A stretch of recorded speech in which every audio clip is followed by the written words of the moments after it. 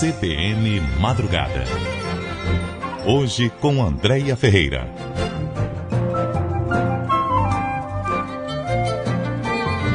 Há poucos dias do início da Copa do Mundo, quem sofre de enxaqueca ou dores de cabeça deve tomar certos cuidados para não ter desconfortos durante a festa. As altas temperaturas dentro dos estádios, o abafamento e o consumo de bebidas alcoólicas são combinações que precisam de muita atenção.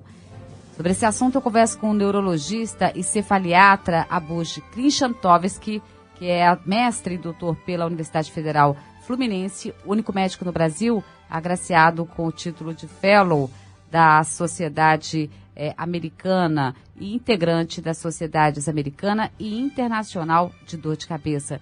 Doutora Abush, bom dia.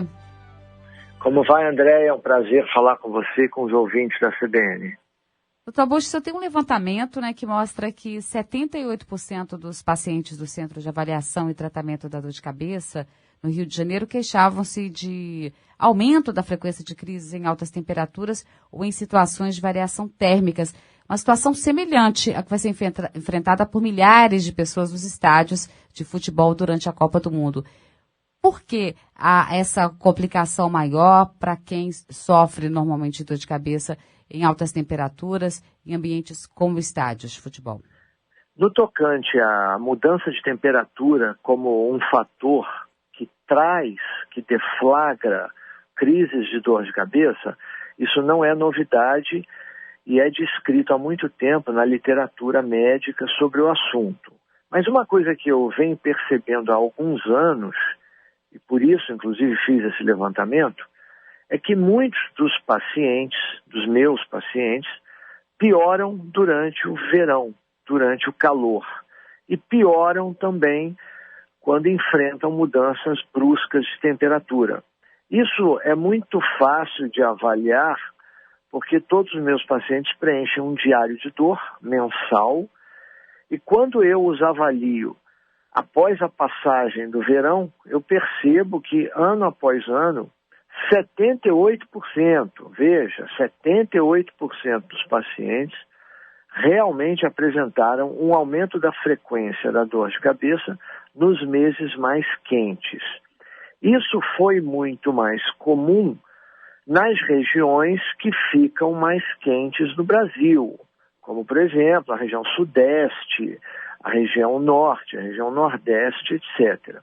No sul, os pacientes que eu tenho do sul do Brasil, embora encarem também altas temperaturas eventualmente, na maior parte do ano ficam com temperaturas mais amenas e não referem tanto essa piora nos meses mais quentes.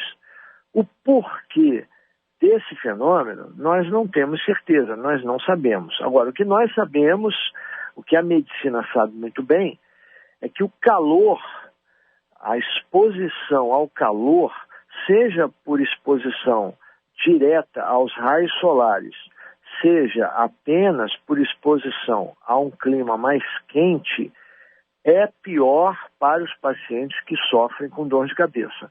Então, para todos que nos ouvem e que vão encarar aí jogos da seleção em estádios que não são condicionados e muitas vezes até podem ser expostos diretamente à radiação solar, o ideal é que essas pessoas que já têm um histórico de sofrimento de dor de cabeça, seja do tipo enxaqueca, seja de outros tipos, abstenham-se dessa exposição. Ou, se isso for impossível, amenizem essa exposição molhando a cabeça, usando chapéus úmidos e molhados a maior parte do tempo em que estarão expostos ao calor, e hidratem-se com água ou com sucos de frutas, mas o ideal é realmente a água durante a maior parte do tempo que ficarão expostas. Um dos problemas que nós percebemos também é que as pessoas acham que no calor devem se empanturrar de chopp ou de cerveja.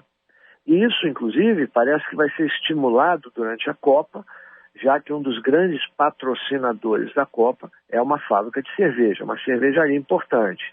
Então é importante que as pessoas saibam que o álcool não é amigo do calor. O álcool, a exposição ao álcool e ao calor, sobretudo em pessoas que já sofrem de dor de cabeça, é extremamente prejudicial.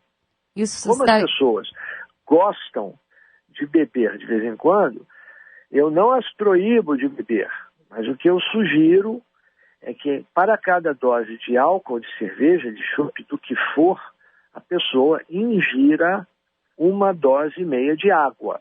Eu sei que isso é chato, obriga todo mundo a fazer xixi muitas vezes, a sair, a ir ao banheiro, mas é a melhor forma de prevenir uma piora da dor de cabeça e até de situações de mal-estar durante a exposição ao calor e a bebidas alcoólicas.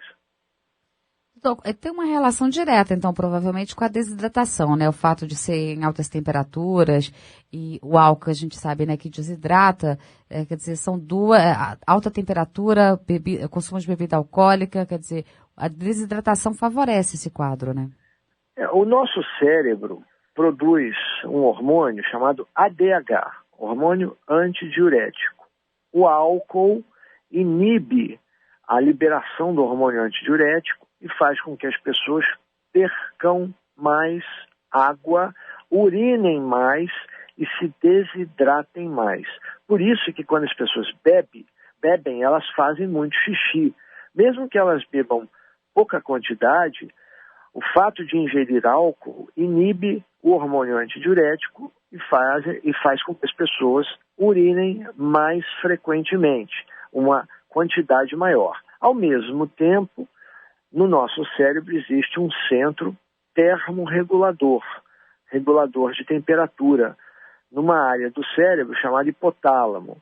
Este centro faz com que a nossa exposição ao calor leve a perda de água, a maior quantidade de suor, para que a temperatura do nosso organismo mantenha-se estável na faixa de trabalho desejado. O nosso organismo funciona muito bem numa temperatura em torno de 36,5 graus.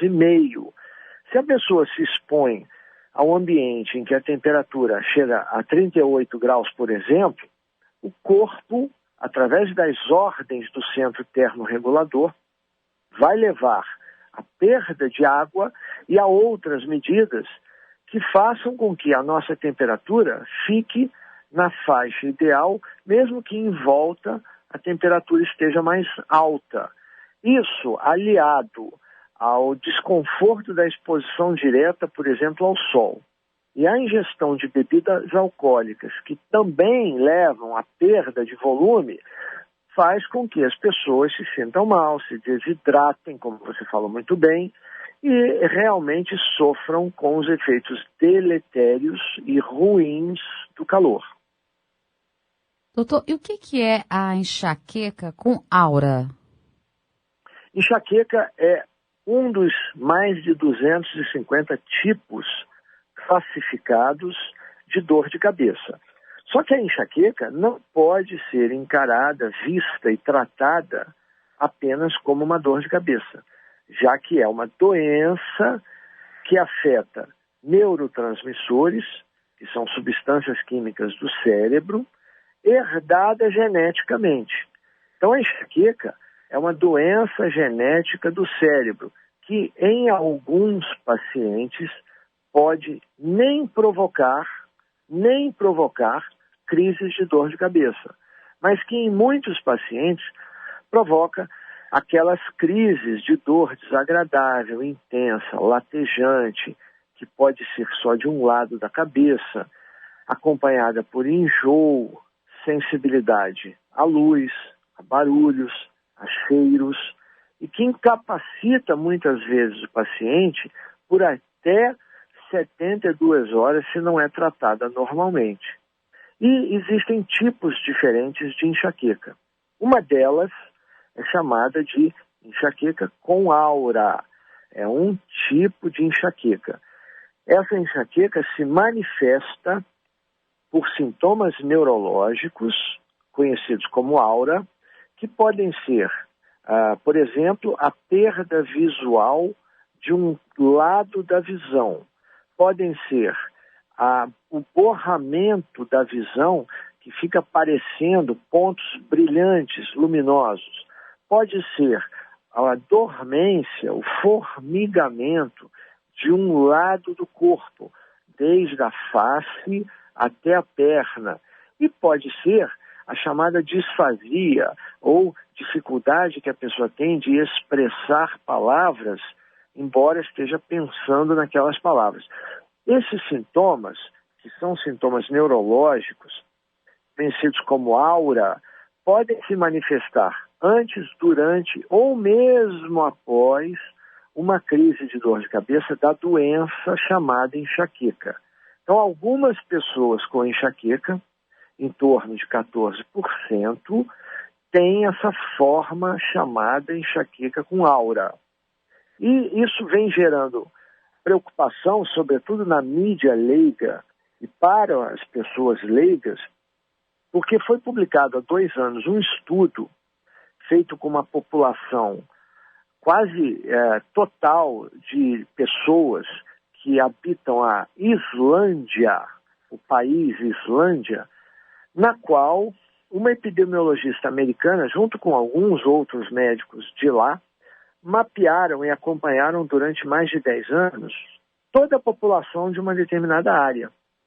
E perceberam que aqueles que tinham o diagnóstico de enxaqueca com aura, após alguns anos, desenvolviam mais os chamados fenômenos tromboembólicos ou fenômenos vasculares no cérebro, que levavam, em alguns casos, à morte. Então, como a mídia se preocupa muito com notícias, com coisas sensacionalistas, esse trabalho foi divulgado com um grande alarde na mídia mundial e passou a infernizar e preocupar muitas pessoas que sofrem de enxaqueca com aura. A minha sugestão, o meu conselho, é que quem tem o diagnóstico de enxaqueca com aura corretamente realizado não deve fumar, em hipótese nenhuma, não deve usar anticoncepcionais, no caso das mulheres, as pílulas anticoncepcionais, e se são sofredores de varizes de membros inferiores,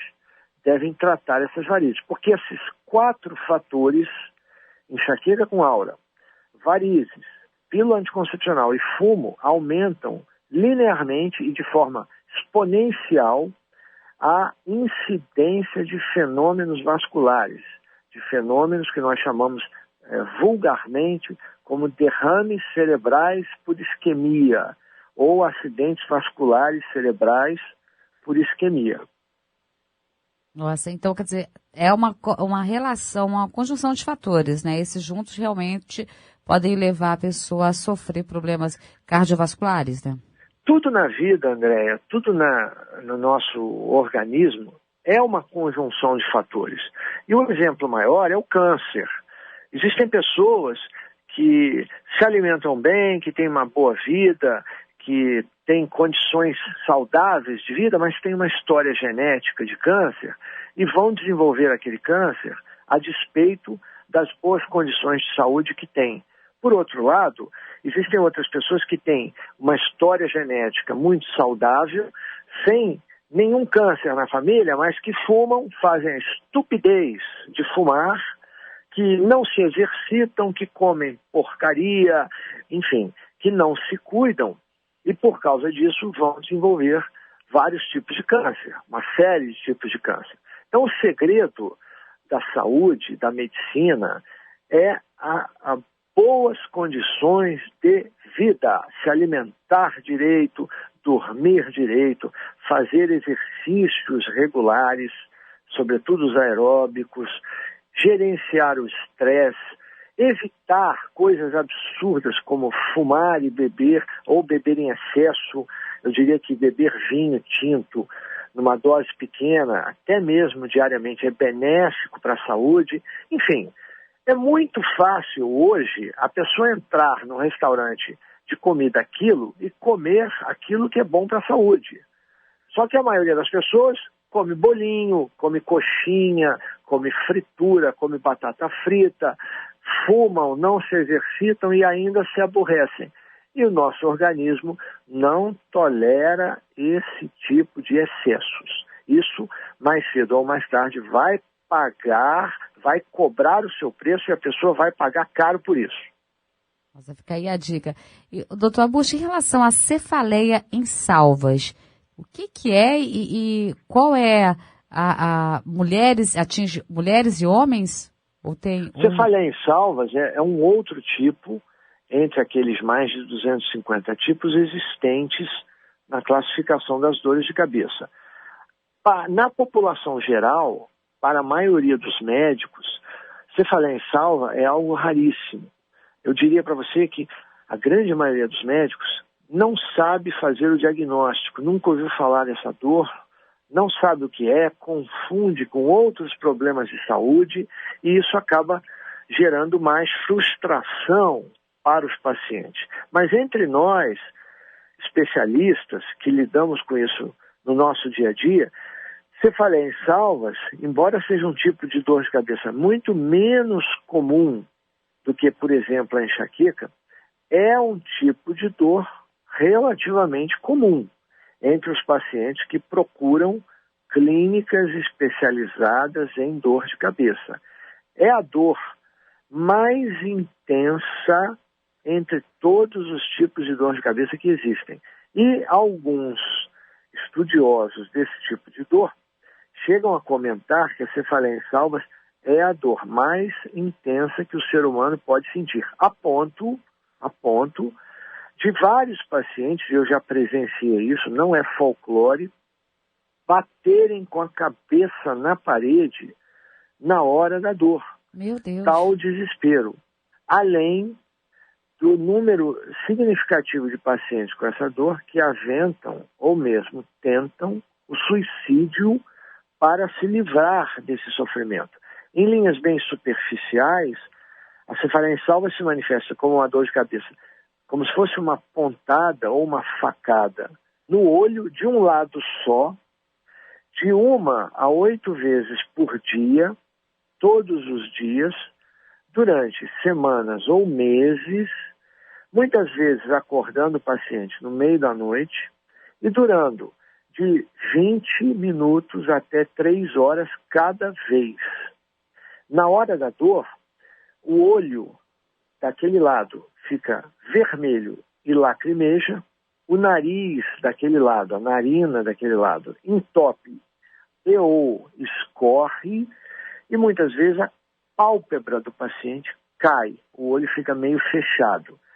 Esse tipo de apresentação clínica, para nós especialistas, é fácil de identificar. Para a maioria dos médicos, não é. E muitos confundem com outros problemas, como problemas de dente, sinusite, enxaqueca e outras coisas completamente absurdas que nada tem a ver com essa dor.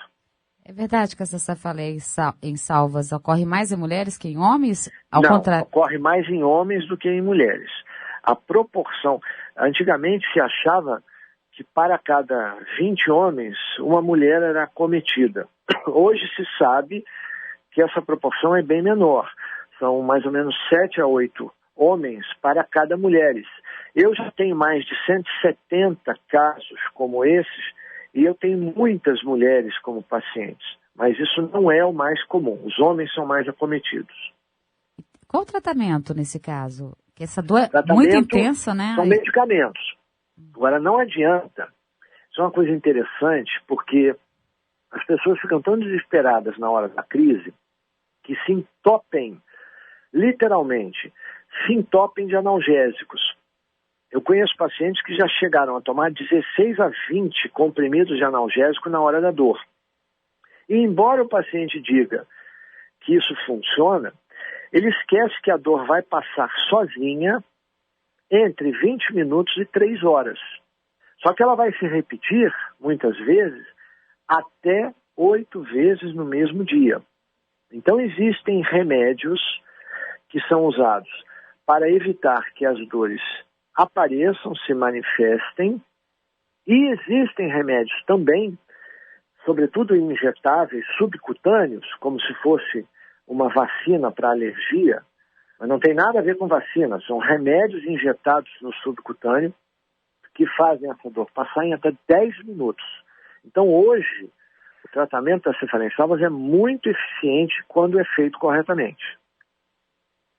Nossa, e em alguns casos é verdade aí que o oxigênio, a inalação do oxigênio também ajuda nessa crise?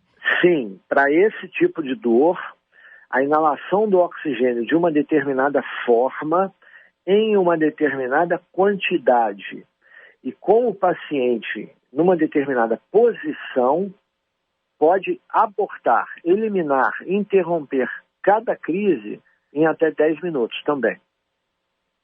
Doutor Abush, muitíssimo obrigada, pelos esclarecimentos. Um ótimo dia para o senhor, uma boa Copa, para todos nós. Foi um grande prazer, espero que tenhamos realmente uma boa Copa, sem as tragédias habituais da incompetência que caracteriza o brasileiro.